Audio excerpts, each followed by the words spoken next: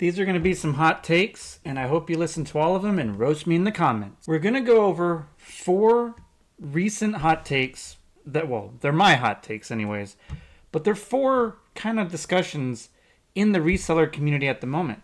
There's been some agitators, some feather ruffling, if you want to use a different term, in terms of what reselling means, how to go about it, and,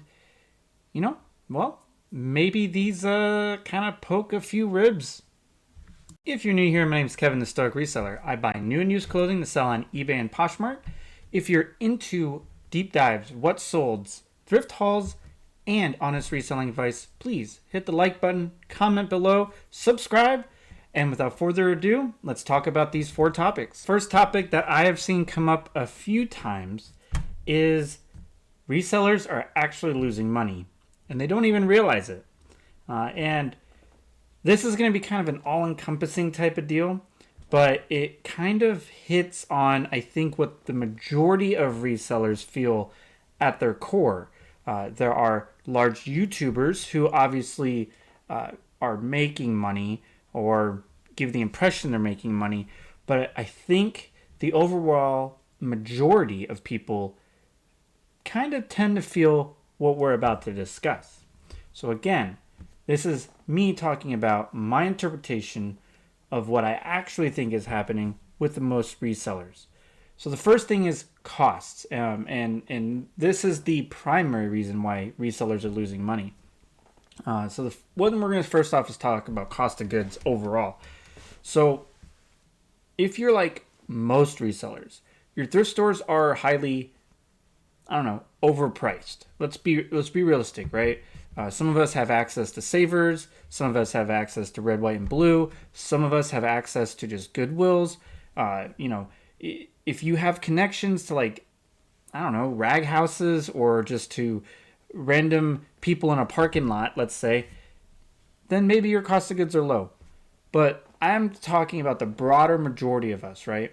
My cost of goods, for instance, hovers around $8.35. And if you've watched most of my thrift hauls, you'll see that I regularly will pay up to maybe $20, maybe $40 for an item that I know by experience has demand and will sell for a very high dollar amount.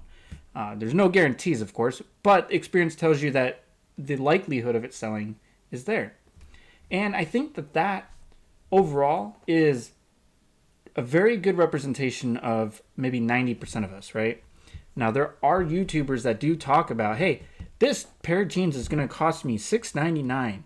This shirt is $5. These pair of shorts are $4. And it's, to me, that's a little delusional and unrealistic, because I think when you go out of that bubble of Goodwills or thrift stores or whatever, and you go to maybe a different state, maybe you go to a different, town, the prices for those goods tend to skyrocket. And I know this from experience because I have now thrifted in 6 different states. And I've experienced price hikes, overpricing in all 6 of those states. Mind you, all 6 of those states are across the board. So just keep in mind, cost of goods are going up. And this also is a sneaky thing that is dipping into your pocket every day, right?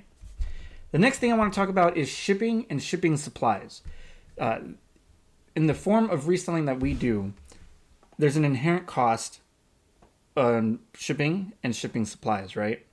Either you're offering free shipping and pricing your items differently, but you still have to pay for some shipping material, right? For me, I have to buy polyseals, clear polyseals with warnings to utilize my storage accurately so that we can pull the right items quicker. I have to buy the labels that we print on to skew those items. And then we have to buy the boxes that they're stored in and the shelving that they're stored in. And then there's the inherent cost of it just sitting there. Next, obviously, is the shipping cost. When I first started in reselling in 2021, it's been 2020, sorry. I started June 1st of 2020. And I could ship just a regular shirt, under a pound, maybe 10 ounces, let's say, for about anywhere between $4.75 and $5.25, just for simplicity's sake. I'm sure it's probably in the median there. Right now, that same shirt at 10 ounces is about $6.25 to $6.75. And that is using ground advantage. I'm sure there are cheaper options out there, but that gives you a disadvantage to when someone's trying to buy something, because you don't get that little ticker that says we'll get in within 2 to 4 days. I don't even ship priority anymore, which is wild, right? Now, to offset the annual increases, actually biannual increases that the Postal Service does, and the third quarter bump in holiday pricing, you have to increase your, how much you charge for shipping. Recently, at the beginning of September, I changed what I charge for under a pound and over a pound. Under a pound, it's a flat $7.50, which is a full $1 more than I was charging at the beginning of the year. Over a pound, I'm charging $9, which is about 50-cent difference than what I was charging at the beginning of the year. Now you might think that seems really high. 9 for over a pound, 7 for under a pound, or $7.50. The thing though is my standard cost right now is like $6.75 on average for under a pound. And if it's over a pound, it's like almost 10 minimum. So we all have to come to the realization that these costs are actively dipping into our margins, because I'm sorry, but your Levi's still sell for the same amount, right? Maybe you're lucky to get $25 for a pair of Levi's. A pair of Levi's are over a pound. How much is that costing you to ship? Anywhere between probably $8.50 and $10, maybe more. So now you have to put yourself in the shoes of your buyer. Are you willing to buy these used pair of Levi's for $25 plus, I don't know, take my example, $9 shipping, all in $34 before taxes and fees that eBay or their relative state charges the buyer? Like, you have to do the math. You have to come to the realization that these people who are buying on eBay aren't stupid. Some of them pretend to be, some of them give the persona of being it. But at the end of the day, they understand how much is coming out of their pocketbook, right? So we have to, there's a fine balance, and that balance is kind of a fleeting subject anymore, because every year, twice a year, the Postal Service increases their rates by a percentage. And that's inevitable, which means our costs and margins inevitably continue to raise. So keep that in mind. That might be kind of hard to choke on. You might think that's a nothing burger, but in 2 years, just remember, I started talking about this more and more, as this may not be sustainable in the long run. The next in this category of resellers losing money is returns, especially in the kind of market that we are in. Now, we are in a suppressed market, at least that's my personal belief.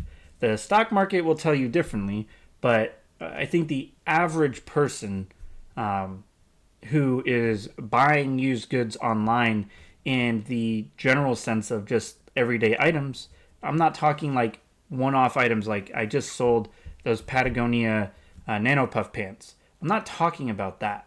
That a certain buyer who has the money to buy that is already looking for that. I'm talking like the $20 to $25 shirts that I sell and sell well. Those buyers are continuously being attacked by all assets or all directions of inflation. Their wages aren't going up. I mean, I work a full-time job. My wage is 3% increase for the last 2 years. What was inflation in the last 2 years, right? So back to the returns anyways. Now, my returns hover between 3.5% to 4%. And I've noticed recently that the majority of my returns have been doesn't fit. And something else, and now there's you can correlate this or make a judgment, but I'm just explaining to you what I'm seeing. Part of my real job, or the job I work, is I have to look at things logically and connect the dots and try to create an efficient process to do whatever I'm doing for the day. Reselling in the way we do it is very much the same way. Okay. The one thing that I have noticed recently is that a buyer will open a return maybe towards the end of the 30 days and then sit on that item for as long as they can before that return window closes. I've had, out of probably the last 20 returns, I've had 10 of those be such instances. Now, what I'm trying to infer here is that the buyer, just based on my experience, right? There's no data, there's no empirical data to prove me right. eBay, even if it existed, eBay won't publish that. What I personally believe is that people are renting clothing, renting fashion. And the reason I believe that is because a buyer can pay my shipping cost and then return it for free. So they rent an item for 2 months for $750. Not bad, right? I've noticed that a lot. And because I don't, it's hard to like justify what I'm trying to explain, but I'm sure most of you feel the same way, right? This is a hot take video. That's my hot take, is that people, especially in the clothing industry or like how we resell, they're just I think you're gonna see an increase in fashion rental. So just be aware. I'm not saying it's actually happening. I'm just giving you my anecdotal experience, and it just kind of feels that way, that my gut is kind of telling me that this item fit that person, because when I get the items back that have lasted that long in the return process, it's clear that they've been worn. Let's just leave it at that, I suppose, right? Next is the ultra juicy hot take that eBay just announced: promoted fees and how they change the environment and scope of what we as resellers are dealing with, right? If you have been living under a rock, January 13th, eBay is implementing the new promoted listing fees. So for layman's terms, essentially what's happening is, excuse me, if someone clicks on your item and it's promoted, there's a certain period of time where if someone found it organically and purchased that item organically, you will still be charged the promoted rate. And that's just, whether you like that or not, that's just what's happening. And resellers kind of losing money.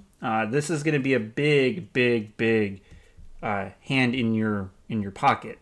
I think a lot of people tend to try to manipulate the promoted fees, turn them on, then turn them off, or don't turn them on, then turn them off. You see some people out here, oh, I'm reducing my fees, I'm going to stick it to eBay. I'm not going to promote anymore, I'm sticking it to eBay. And it's like, does any of that make sense? Does any of, like, are you really sticking it to eBay? I don't think you're sticking it to eBay, because the revenue they drive off of you is a fraction of a minuscule of a fraction, and you're not even a blip up, on their radar. So you can stick it to eBay all you want. At the end of the day, the only person that's going to be hurting for sales is going to be you, correct?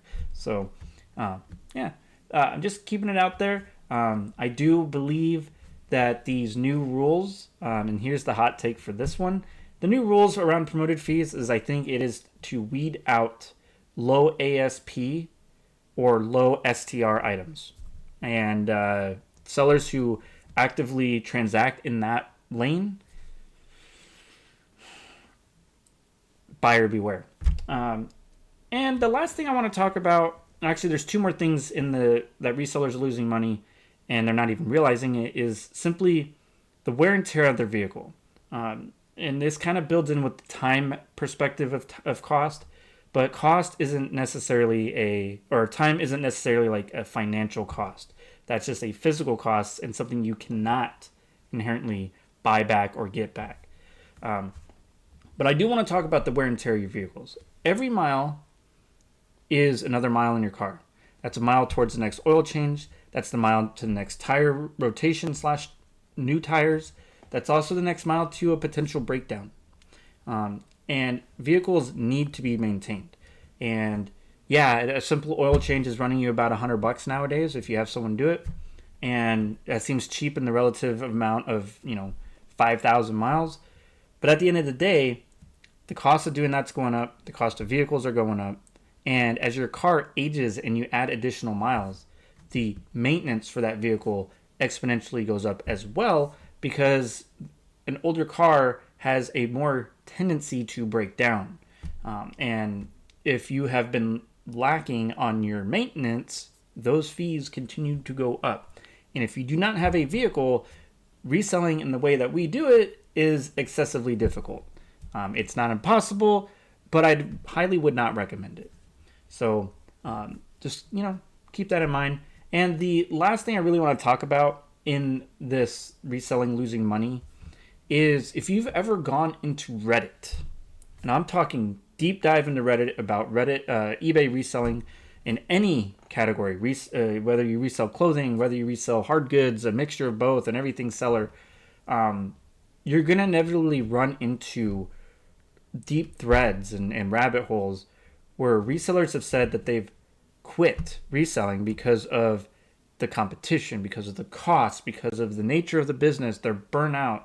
I mean, the amount of excuses and reasons far exceeds probably the amount of solds that they had in their 1 year of reselling. And it's something that I don't have, again, any empirical data to show you or to prove this to you, but I highly recommend you do it yourself, and you'll see what I'm talking about. That these threads go deep, and you can get stuck in this rabbit hole. And the deeper you go, the weight of these comments, the weight of these stories and experiences start to weigh on your mental capacity, and you start to think, should I even continue to do this myself? There's been about 2 or 3 times I've thought about that myself in the 5 years that I've been doing this, but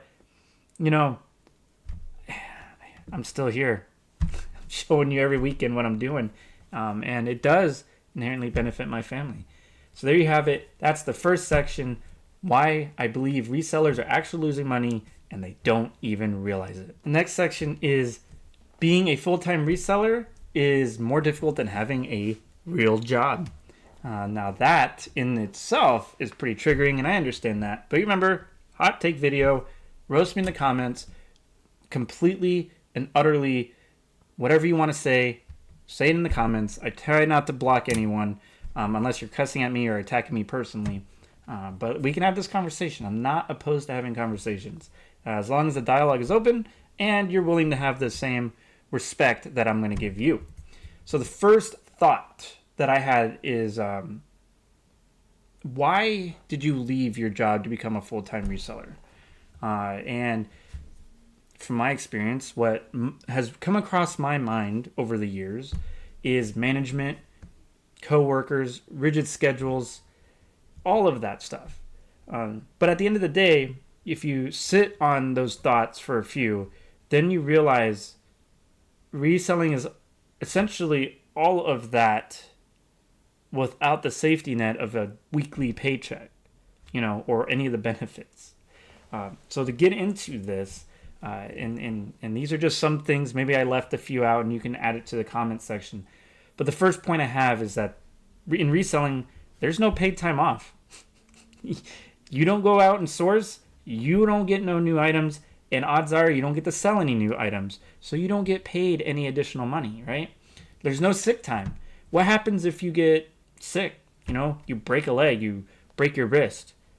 Everything in reselling becomes exponentially more difficult, right? Or, hey, you got the flu. I'm sorry, the last time I got the flu, I was literally on the bed for like a week. Can you afford to do that? Not with reselling, right? What about 401k and retirement? I have started to actively question, what is the end game in reselling? Are you going to do this until you're 65, 69? Is what they're saying now is going to be the new retirement date, right? Okay, so you retire. What, you're going to sell off all your inventory? I had a commenter say that, oh, well, this other YouTuber can just sell off his entire inventory to an auction house. Great. Tell me what auction house is going to auction off 60,000 items of things that aren't selling on eBay. I mean, there's a certain logic that you have to basically jump over to make comments like that. Also, if you're not a large reseller or you are actively running in the slimmest of margins, are you even investing for your future? Are you even looking at retirement? So keep that in mind too, right? I mean, like, that's a pretty hot take. And then the last thing I really want to hit on is, through my employer, I get health insurance. Do you get health insurance? Or maybe you're one of those really weird people who like to take advantage of government subsidies, and then you get on your state's health insurance.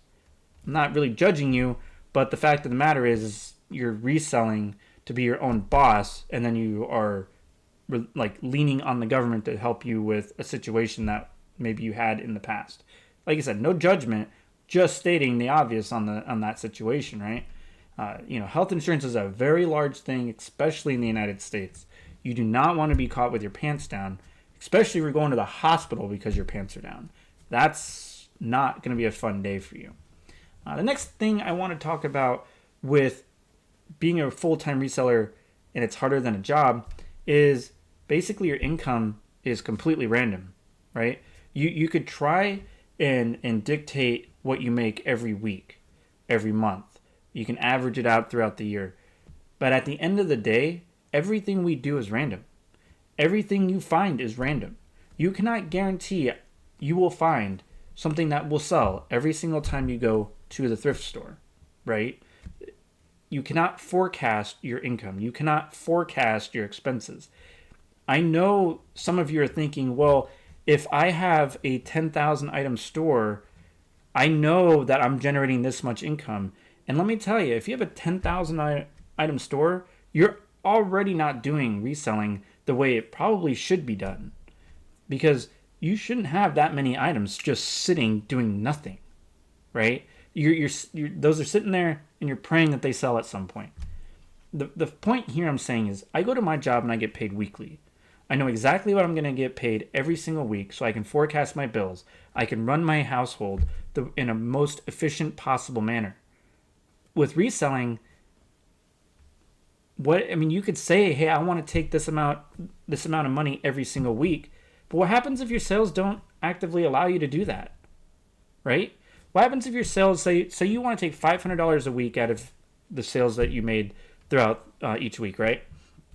But what if you only had a net after everything's said and done, right? Taxes, fees, shipping costs, all that stuff. What if the direct deposit's $800? So you have $300 to source? Is that actually a good thing or a bad thing? I mean, everyone's reselling business is slightly different, but if I only had $300 to source each week, there'd be no way I can find an amount of items that would justify $500 a week to be able to extract that out of the business. So please keep that in mind and make some logic. Think about stuff before you make rash decisions. Next thing I want to talk about is constant sourcing pressures. I've alluded to this, but there's think about it.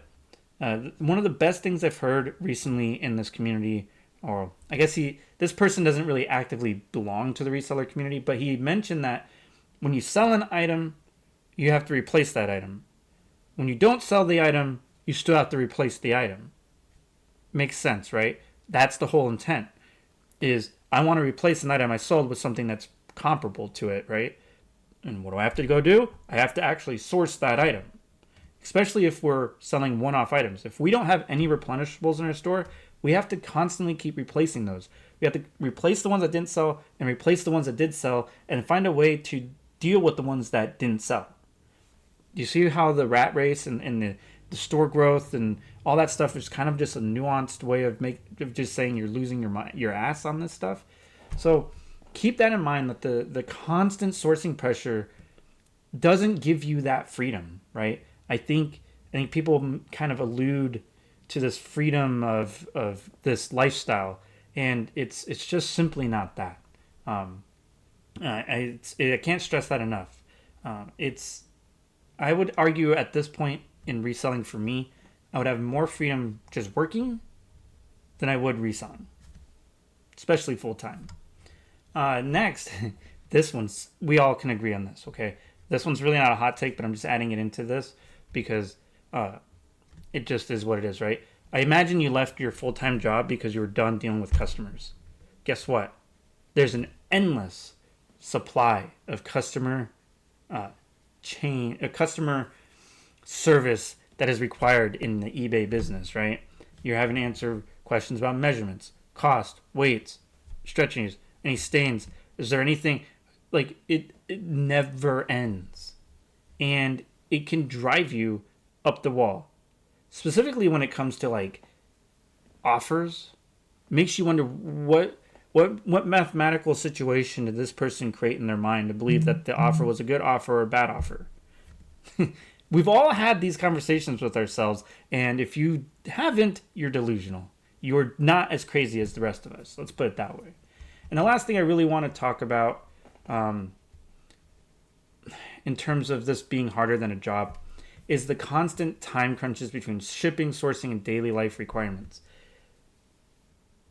When you work at a job, you have your job, and you have your requirements at your job. Typically, you have a set time that you have to be there between. With reselling, it's really not that, right? How many hours a week do you have to source? How many hours does it take you to ship your items? Customer service, reconciling the business, like how long does it take you to list these items? How long does it take you to store these items? All of this, how long does it take you to create the listing? All of this factors into the constant pressure of doing the next thing. And that's why I think it's harder to be a reseller than it is to actually have a job. Because at least with a job, if you're able to separate life and your job, you can just leave work at your job and then deal with it the next day. Yes, there's certain stress that comes with that and certain pressure that comes with that. But at least if you can handle it, it ends at a certain time. With reselling, it's on all the time. It never frickin' ends. That pressure, that brick is always sitting on top of your head. And the bigger your store gets, the more those bricks pile on. And that's going to be our next topic. But before we get there, I just want to add this in here. Just remember that the grind to resell is real. And I'll tell you right now, burnout will come. And it always inevitably will hit you at the worst time. Trust me, I know that from experience. The next topic is thrifting is becoming unsustainable. Now, I kind of alluded to this in the costs and how sellers are losing money. This kind of builds into it, but there's a slight twist to this, right? I think we've all experienced maybe our thrift stores are becoming more competitive. Maybe there's not as many items. Maybe there's just the cost, right? All these things factor in. And so the first point I have here is, again, similar to losing money, every time you source, it exponentially becomes more expensive. And again, I'll point you in the direction of some of my haul videos where I'll tell you, hey, I paid up for this item. Now, if you go 5 years ago, I don't remember ever seeing a $20 price tag on an article of clothing. And now it's pretty common. I mean, there's some stores I go to where just regular shitty button-ups like Stafford are $12.99. It's like, come on, man. What are we thinking? You know, you always have that thought. But at the end of the day, these businesses don't exist for you to be sourcing in. They are existing to sell the items that are donated to them. And they can sell it at whatever price they want. Whether it sells or not, who cares? That's their problem, right? We don't have the right to complain. It's not our stores. We only factor a small percentage of their business. It's irrelevant. And in terms of sourcing, that's a problem. When we aren't the main customer, when we aren't their primary focus, right? They make decisions with us not in mind. But maybe they know we're there and they make decisions that are not in our best favor because they know we'll still pay the money. See where I'm going with that? The next item I have here is there's no scarcity when it comes to known brands. And what I'm talking about here is like everyone knows J. Crew, everyone knows Bonobos, everyone knows Peter Millar, everyone knows FootJoy, and there's some brands that are starting to become more named like G4 and Bad Birdie, and there's Mountain Hardware. There's Columbia everywhere. Everyone knows these names. Every reseller is looking at these items. But guess what? Because everyone is sourcing the same brand and the same items and the same everything, ASP is dropping and dropping like a lead brick. And you see this frequently with like Lululemon, for an example, right? I'm sure most of us can remember a time where you could find a black pair of crusty Lululemon leggings with pilling all over it, a hole in the crotch, and maybe one leg was cut to 3/4 while the other was full length. And you could flip that for $30 the next day. I remember a time like that. Now you're lucky to get a brand new piece of Lululemon to sell within 30 days for a reasonable amount of money. You see how things change, and you see how scarcity doesn't truly exist in most categories. And that's kind of frightening because that means margins are dropping. The cost of these items are going up. Shipping's going up. Everything's going up. So what are we sourcing? We're just going to keep sourcing the same items and hope that ours is just better than the next person's? It doesn't exist. We're all sourcing the same damn items. You see where I'm going with that? The next item I have is the supply of items is getting worse due to alternative selling patterns by thrift stores. Now, okay, this kind of contradicts the last point, right? Where, we're all sourcing the same items. Well, okay, let's go with this. Goodwill, for instance, has their own auction site. How many people know about Shop Goodwill? How many people want to maybe disbelieve that they aren't sending items from your location to their auction site? Well, you're wrong, because nearly every single area has their own online auction, and it's wild. You can find all sorts of crazy stuff on Shop Goodwill because I do every single day. So I really want people to remember that thrift stores are actively trying to find ways to profit the most with the least amount of effort. Listing things online instead of having a like 30 people to run a store is far cheaper. Okay. I remember listening to another podcast. I don't remember exactly who it was, and I forgive if someone remembers. Forgive me for that. But they were talking about like there's a big thrift chain. I want to say it was like Savers or Red, White, and Blue. But an executive had released information to a store manager, and that got leaked, that the next evolution for that chain is to eventually go from intake straight to e-commerce. They're no longer going to have physical locations. So tell me what happens when thrift stores start to become only e-commerce. Do we start all thrift sourcing online? I mean, think about how crazy and competitive that's going to be. It's not. I don't think this is going to end well for the bulk majority of us.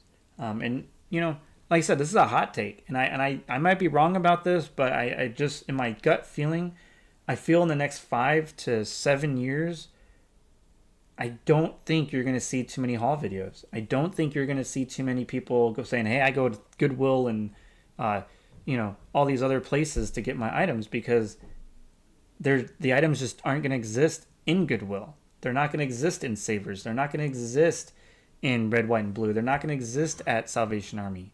I mean, okay, Salvation Army is another example of they're selling on Whatnot in some of their markets now. Like, okay, great. That just means that all the good stuff is already going to be picked through on Whatnot, and then everything goes to the floor. And then you're going to go waste an hour and a half sourcing through Salvation Army and find, what, one thing?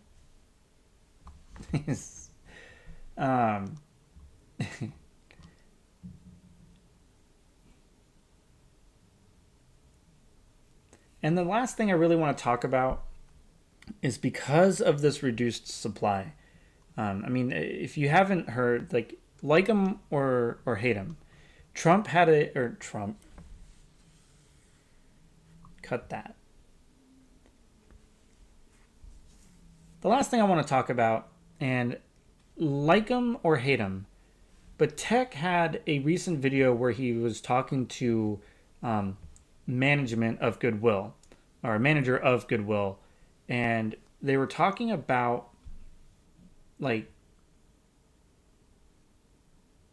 no, cut that too. This is really bad. How do I want to phrase this? Like it or not, there's more and more YouTubers who are resellers adding their piece of the pie into this ecosystem, I guess, if you want to call it that. And the issue we have with this is that reselling is the most basic entry-level aspect of doing business.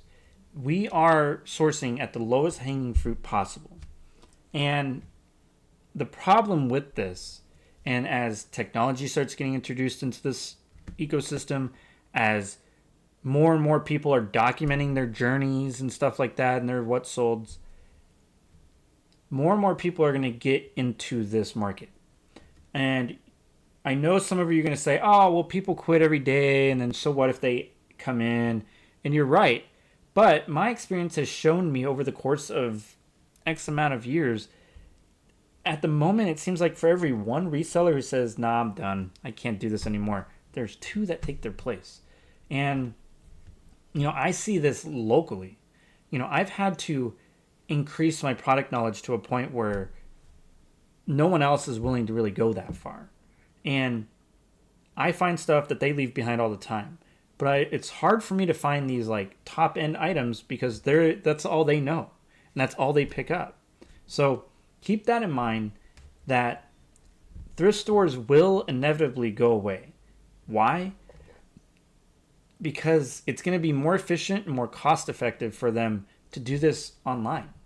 They don't need to hire 30 people to host a store that open the doors for you, and then there's 50 racks of clothing or 50 aisles of hard goods. It's inevitably going to come to an end, guys. And, that's the sad truth. And that's a hot take that I know many of you are going to have a hard time sucking up to. And the last topic I'm going to talk about, and this, I've kind of did a video on this, but this is going to hit at a slightly different angle, is I believe most eBay stores are too big and too inefficient. Roast me as much as you want, but you will never be able to convince me that having more than a couple thousand items in a store is reasonable. The reason I say that is once you start sourcing so many items per day, now this is something I did say. Once you get to that point where you're like, hey, my listing goal for whatever reason is 60 items. Think about that from a numerical standpoint. 60 items per day equates to 420 items every single week, right? That's 840 every 2 weeks, which equates to what? 1,640 or 1,680 for an entire month. 1,680 items for an entire month.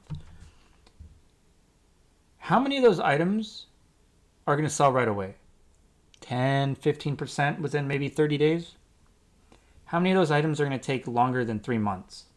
Another, how many? Let's make it simple, right? Let's say aggressively 20% within your first 30 days. Probably another 30% within 90 days. So we're at 50% at 90 days. So we're back down to our 840 items that we haven't sold yet in 90 days. What happens to those? They just get tacked on to the end, and then people and other resellers call this store growth. So you have 840 items that are just dead, or are going to sit there for 6 months, a year? To hit on some of the points here, I kind of went off on a tangent. I'm sorry. One of the points here is I have large YouTube resellers love to record in their warehouse, show their vast amount of listings, shelves, boxes, mountains of shipping supplies, and I argue all for what? For what? Tell me in the comment section, what are they doing that you cannot do without all of that? I'm waiting. Let me know in the comment section, because I guarantee you, when you ask yourself that question about why do I want to scale into a warehouse, and once you research the costs for doing something like that and the pressure that that's going to give you, you're adding 2 lead bricks to the top of your head at this point. So the next point here is the argument here is efficiency, right? So what's more effective? Growing to a size that you need additional space, or keep inventory at a manageable level? That's the inherent argument about a large eBay store to a small eBay store. And I understand that not everyone has access to the best stuff, but that is where a creative approach or a different strategy should be explored. And what I mean by that is there is no, like, the amount of people on YouTube that have explained their creative ways to source to resell on eBay is almost endless. There, you could source from eBay to eBay, you can source Amazon to eBay, you can source eBay to Amazon, you can source online auction sites, you can go and find suppliers. There's so many different ways to do this that doesn't require you to have a connection that wholesales you clothing or wholesales you bulk electronics. That you don't need a 10,000 item store, 20,000 item store, and inherent all, and not inherent, but it expand to a point where the costs of doing business start to eat away at margins so tightly that you're just treading water.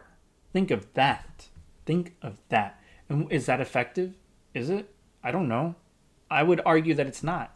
Some people will come in here and tell me that, hey, Tech did it. Tech was listing 250 items a day. Okay, but that was during a time that thrift stores weren't price gouging, if you want to call it that. That was at a time that shipping a shirt was like $2. You know, that was at a time where housing and just about any other cost was significantly less. Put that into perspective, guys. What you see now are people who have these huge and vast amount of stuff. And then every single video, they have the same stuff. And then they only highlight, like, what? Their best sales out of the 10,000 items? Next is low sell-through rate stores could be the reason for eBay changing how promoted fees work. And this is going to be an interesting take. The reason for that is it's no secret that eBay has targeted resellers. I think we can all agree on that one, right? That's not a hot take. The hot take here is if you've ever listened to their sales or their quarterly calls, what's the name? Their investor call. The amount of revenue driven by ad fees or their take on sales is growing. And it's like up 40% over the last 2 years. And let's just go through the order of process here, right? There was a minimum percentage of 1% for the longest time. Now it's 2% on a standard promoting fee. Now, if you promote your item and someone clicked on it while promoted and then someone organically comes by and buys it, you're still charged the promoted fee. What about pay-per-click models? What about promoted store models? Do you see where this is all coming? At a slow sell-through rate store, you're going to have much more difficulty because you're inherently going to have to promote more. Your margins are already slim to begin with. So you're going to have to sell more quantity, which just means more fees, more sourcing, more warehouse. You see the slippery slope that this is getting at? I don't want you to come down and say, well, it works for me, because inevitably will not work for you, because everything expands in costs except for how much an item will sell for, right? Typically always drops. Next is from a standard business viewpoint, the more items that have an uncontrolled random STR is considered a liability. And it's not, the items you have in your store are not assets in the standard definition of that word. It's really, I know that's going to throw some of you for a loop, but just listen. Think of the big box stores, right? They regularly are measuring demand, velocity, and sell-through rate of whatever items on their shelf. And if that demand, sell-through rate, or velocity of that item ever drops or gets to a point that isn't favorable, what do? They discount it and get rid of it and open up shelf space for new products. Why do you think Walmart and Target and, I don't know, all these other stores constantly have new products, constantly have sales, constantly have clearance? And I'm not even including the seasonal clearance. I'm talking like everyday products. It's because those items aren't performing well, or the new version's coming out, right? And why is there ever a new version? Because it's either been improved or to try to drive more demand for the item. No, you shouldn't emulate Amazon, or not Amazon, but Walmart and Target models, because they have the means to do so. As resellers, you don't have the means to do that.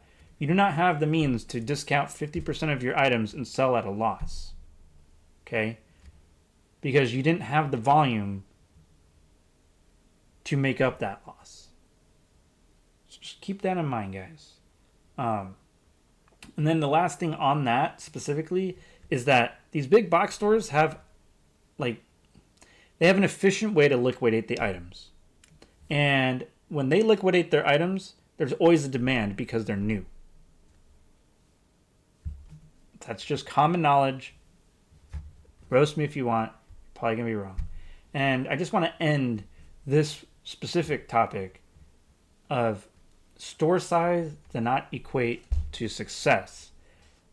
And I think people need to realize that when listening to their favorite YouTuber or their favorite mentor in the reselling sphere, that just because you have a 30, 40,000 item store does not equate to you actually having success. And in fact, I think having that large of a store inherently gives you more stress. And I don't actively believe that there's any measurable meaning of success when it comes to that, because there's a constant, overwhelming pressure to continue to keep that store size high or to grow it to maintain a certain level of sales. And as we've talked about in nauseam in this video and past videos, there's no way to guarantee sales. So keep that in mind, guys. Most eBay stores, I truly believe, are too big and inefficient to be successful. All right, guys. So there you have it. 4 hot takes on 4 controversial topics in the reselling community that are currently ruffling the feathers. If you found this triggering or you found it enjoyable, do you agree with any of this stuff? Make sure to comment below, hit that like button, and subscribe. And what do I always tell you guys to never forget to do? Rule of the day.